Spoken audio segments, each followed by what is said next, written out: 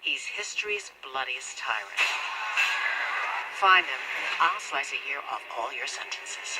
I didn't sign up to deal with an immortal butcher. You didn't sign up for anything. One more thing. This one's off the grid.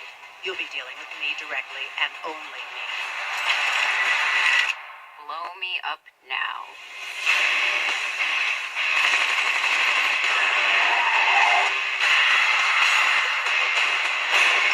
I don't take orders from murderers. Not even if I said please. Keep your heads on the mission if you want to keep them on your shoulders. I think we're being summoned. We're coming to get you!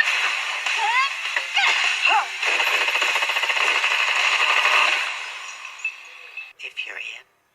Oh, great. Only 87 more suicide missions to go.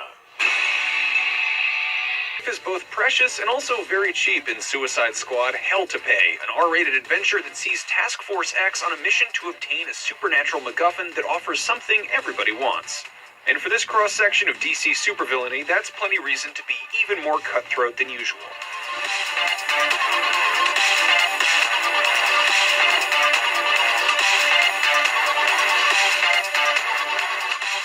As this is an off-the-books mission for the squad, they are stripped of their usual resources and are reduced to driving across country in an RV in what amounts to a road trip comedy about a dysfunctional family of sorts.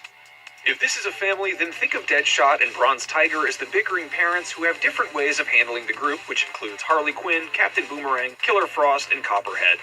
Deadshot is the grizzled pragmatist, while Bronze Tiger is ultimately a good guy with a violent past who believes in a higher order and divine justice. I answer to a higher authority.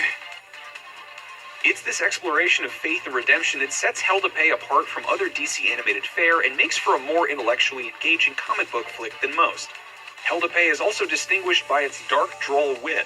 Whether it's the cutting one-liners or the cheeky sight gags, Suicide Squad Hell to Pay proves to be one of the more grimly amusing DC animated films. The voice cast helped deliver these much-needed laughs to lighten what is ultimately a rather heavy story. Christian Slater makes for an appropriately sardonic Deadshot, while Billy Brown imbues Bronze Tiger with gravitas and dignity.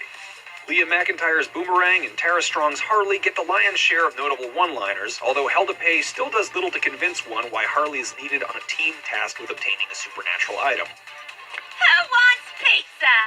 Hands down, Greg Grunberg gets the movie's biggest scene-stealing role as Maxim Steel, a D-bag with ties to the mainstream DC Comics that will hilariously surprise you. Less effective are Vanessa Williams, who never quite manages to make Amanda Waller command your attention the way she should, and Jim Peary as Vandal Savage, a raspy, vaguely foreign-sounding heavy who isn't terribly interesting or dynamic. Suicide Squad Hell to Pay is populated with a slew of familiar DC characters in roles of varying degrees of significance. The movie could almost work as a standalone film if needed, as it had no problem killing off characters you'd suspect might be too notable to dispatch. These deaths certainly lend weight to the overall plot, as the prospect of a permanent demise, and what may await them on the other side, looms large over the entire story. The saying goes that everyone wants to go to heaven, but no one wants to die, and that holds true even for comic book characters.